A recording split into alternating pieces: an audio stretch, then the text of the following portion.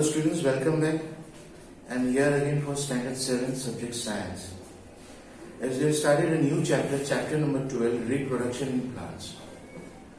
So in the first part, we have studied about the reproduction. What is reproduction? Reproduction क्या होता है कि एक स्पीशीज की उसकी फैमिलीज को आगे बढ़ाना, इसको रिप्रोडक्शन बोलते हैं कि same kind of species reproduce हो गए. अब ये मैमल्स में, ह्यूमन बींग्स में हम देखते हैं कि एक ही टाइप की स्पीशीज ह्यूमन बींग्स जैसे ह्यूमन बींग्स रिप्रोड्यूस होते हैं एज अ चाइल्ड. एनिमल्स में एनिमल्स के छोटे बच्चे पैदा हो जाते हैं. And now what about plants? अब ये प्लांट्स के बारे में we have studied as in part 1 कि इसके दो मोड्स ऑफ रिप्रोडक्शन होते हैं. एक एसेक्सुअल मोड होता है and second one is sexual reproduction. अब ये एसेक्सुअल के अंदर there are 4 parts which we have studied that. The first one is vegetative propagation, second one is budding, third one is fragmentation and the spore formation. तो first part में हमने vegetative propagation पढ़ा हुआ था. तो what is vegetative propagation? The word term vegetative का मतलब क्या हुआ? Vegetables. Vegetables यानी the plants, the part of a plants which are eatable, edible, that is called as vegetable. और ये eatable जो plants parts होते हैं they reproduce itself. It is called as vegetative propagation. So now we are going to study about the second point of reproduction, that is budding. As the term budding का मतलब क्या होता है? जो bird होता है, bird यानी a single thing which forms in a smaller part and then it reproduces in another part.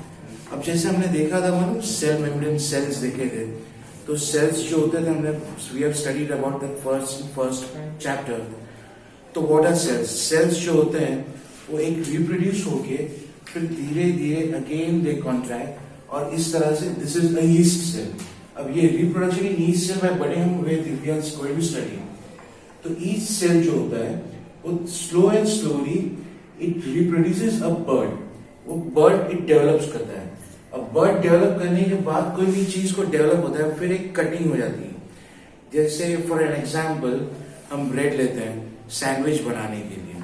अब सैंडविच को हमें अगर 2 पार्ट करना है तो we are cut in it, है ना. सेम जो साइज होती है एक क्रॉस करके सेम साइज के हम काटते हैं तो 2 पार्ट हो जाते हैं. इसी तरह ये जो बर्ड है ये अंदर जो न्यूक्लियस होता है वो न्यूक्लियस भी डेवलप होता है. न्यूक्लियस डेवलप होने के साथ में फिर ये पार्ट जो होता है स्लो एंड स्टेडी, न्यूक्लियस पहले जो अंदर बीच सेंटर पार्ट होता है वो that is called as nucleus. तो फर्स्ट ऑफ ऑल ये न्यूक्लियस जो है वो कट हो जाता है. न्यूक्लियस कट होने के बाद जो सेल मेम्ब्रेन होता है देन अगेन कट्स इट और फिर ये स्मॉल बर्ड्स पैदा हो जाते हैं. So it reproduces a chain of buds that is called as reproduction through budding. और ये जो है हमने ईस्ट सेल में स्टडी किया. फर्स्ट चैप्टर के अंदर हमने पढ़ा हुआ था सेल्स जो होते हैं अमीबा के, जो माइक्रो ऑर्गेनिज्म जो यूनिसेल्युलर होते हैं वो इट प्रोड्यूसेस इटसेल्फ. एक ही सेल के अंदर रिप्रोड्यूस होता है that is called as asexual reproduction. अब ये बडिंग जो है ईस्ट सेल में we have studied.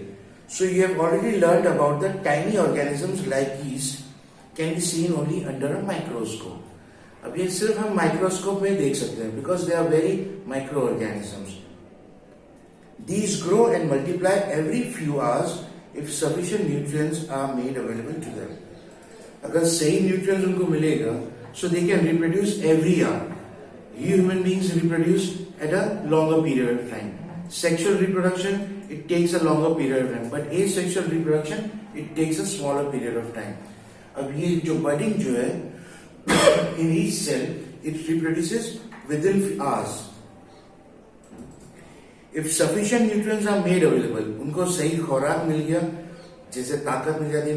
what about food? We take in food to get energy. अब एनर्जी हमारे को मिली तो we grow fast. इसी तरह इनको sufficient nutrients मिलेंगे then they can grow very fast. Remember that yeast is a single cell organism. जो yeast है वो single cell organism है.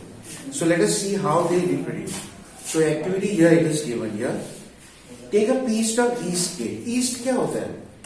जैसे कोई भी yeast होता है वो हम क्या करते हैं, जैसे आटा होता है, कोई फ्लावर होता है, फ्लावर को हम पैसे पानी में डाल के डव बनाते हैं, गूंथते हैं। गूंथने के बाद we just keep it aside, वो फूल जाता है।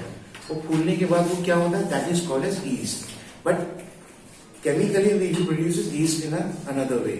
एक सिंपल ये मेथड होता है कि ईस्ट क्या चीज है। So take a piece of yeast cake और yeast powder from a bakery और a chemist shop. Take a pinch of yeast and place it in a container with some water. Container के हम एक लेंगे, वो ईस्ट पाउडर लेंगे, थोड़ा अंदर डालेंगे, पानी डालेंगे अंदर, and we keep it for some time. Add a spoonful of sugar and shake to dissolve it. फिर इसके अंदर थोड़ा स्पून शुगर का डालेंगे, a little bit of sugar in that, उसको बराबर से हिलाएंगे, and then we keep it over there. Keep it in the warm part of a room. उसको थोड़ी गर्मी, because सनलाइट क्या है, वो एनर्जी देता है। That is why we keep it in a warm room. After an hour, put a drop of this liquid on a glass slide. अब वही जो लिक्विड है जिसमें ईस्ट सेल डाला, पानी डाला, शुगर डाला, we kept it for some time. अब वही पानी में से ड्रॉप लेंगे, हम स्लाइड के ऊपर लेंगे, and then we are going to observe under a microscope. So what do you observe? You may see the formation of new yeast cells. ये जो फॉर्मेशन है इसी तरह we are going to see under the microscope. The small bulb-like projection coming out from the yeast cell is called a bud. अब ये जो small जो bulb-like projection होता है वो developing bud है, और ये bud यानी गोल तरह से round shape होता है, तो ये new bud form होते हैं. The bud gradually grows and gets detached from the parent cell and forms a new cell. अभी जैसे स्लो स्टेडी जो ग्रो हो रहा है बर्ड, और फिर धीरे धीरे यहाँ से डिटैच हो जाएंगे, यहाँ से ये अपने आप से कट हो जाएंगे, और एक कट होने के बाद again it develops in a single yeast cell. The new yeast cell grows, matures and produces more yeast cell. अब यही जो ईस्ट सेल ये प्रोड्यूस हुए, अब अगेन इट ग्रोज, यही yeast cell again it grows, और ये अगेन रिप्रोड्यूस, दूसरे ईस्ट सेल रिप्रोड्यूस करेगा. Sometimes another bird arises from the bird, forming a chain of birds. So if this process continues, a large number of these cells are produced in a short time. अभी a very short period of time ये reproduce होते हैं. So if it reproduces again, तो it reproduces in a very short period of time. अब reproduction, asexual reproduction के अंदर हमने we have studied vegetative, propagation, budding. अब fragmentation we are going to study.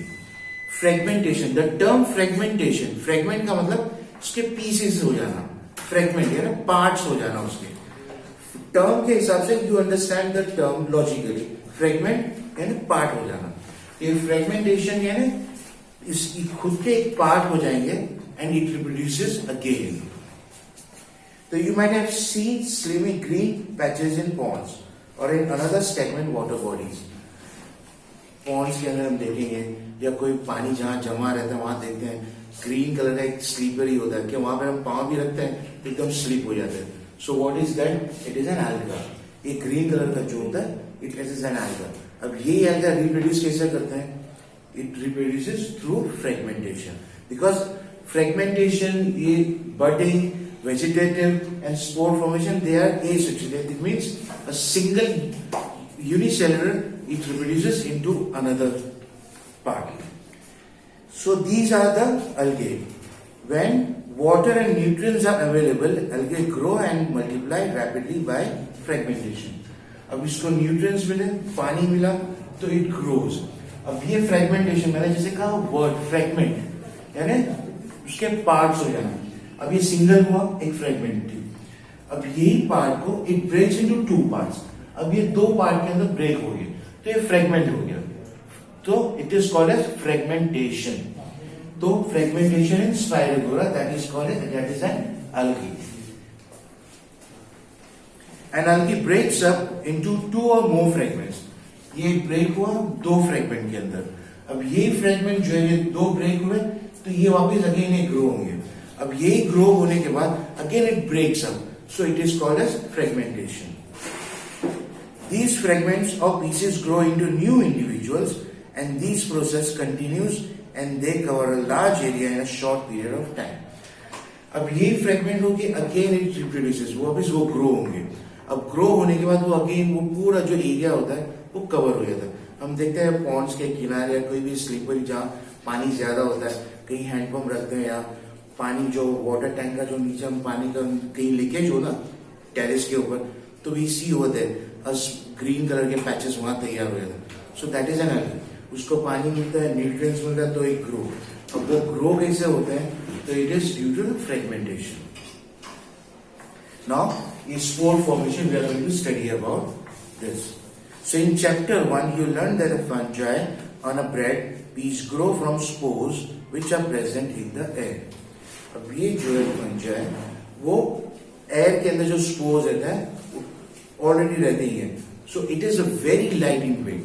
अब ये स्पोर फॉर्मेशन जो है वो कैसे होता है, we are going to study about this. So observe the spores in the cotton like mesh on a bread. अब ब्रेड हम देखते हैं, जब ब्रेड जब थोड़ा सड़ जाता है, बोलते हैं एक दिन 2 दिन बासी हो जाता है, तो इसके ऊपर ब्राउनिश या ब्लैकिश कलर का एक तरह से वो जम जाता है। अब उसको हम जैसे उठाएंगे तो एक कॉटन का जो मैश होता है, कॉटन का जो मैश होता है इसी तरह हमारे को मैश दिखेगा। दैट वी सी अंदर इट, तो हमारे को उसके ऊपर दिखेगा स्पोर्स दिखेंगे। So that is due to the spore formation. When spores are released, they keep floating in the air.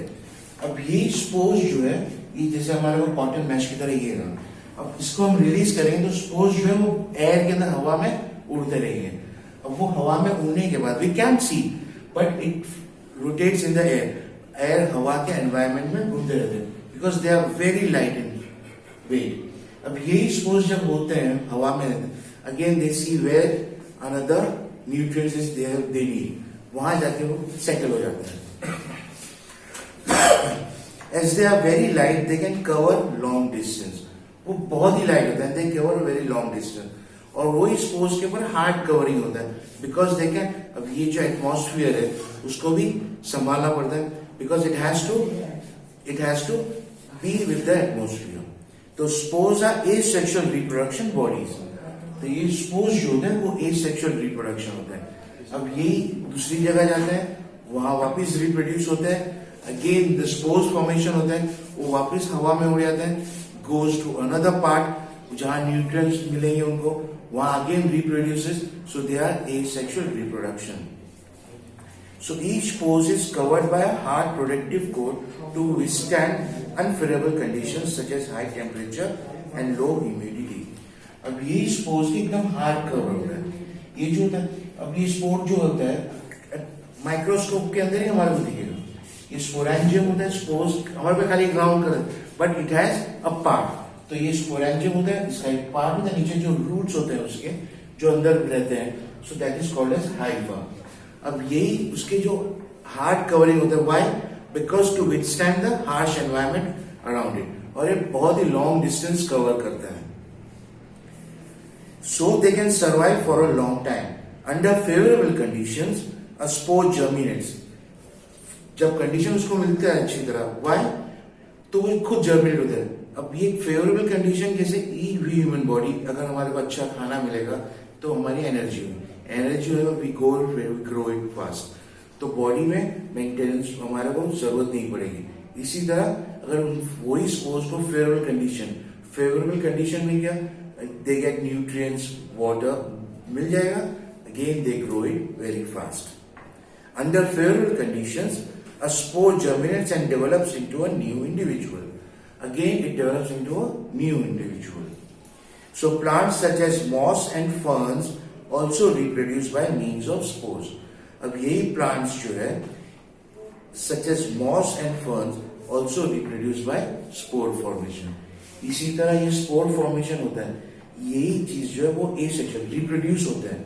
Bread के ऊपर हम देखेंगे मैश लाइक कॉटन जो मैश होता है उसके अंदर स्पोर्स होते हैं, वो जैसे हटाएंगे वो हवा में उड़ जाएंगे, हवा में उड़ने के बाद फेवरेबल कंडीशन उनको मिला, कहीं पर उनको दिखा दूसरा ब्रेड, उसके ऊपर वापस जमा हो जाएंगे, अगेन रिप्रोड्यूस वहां पर होंगे, फिर वहां रिप्रोड्यूस होने के बाद वापस हवा में उड़ जाएंगे, they go to another part where they get favourable condition, nutrients उनको मिलेगा।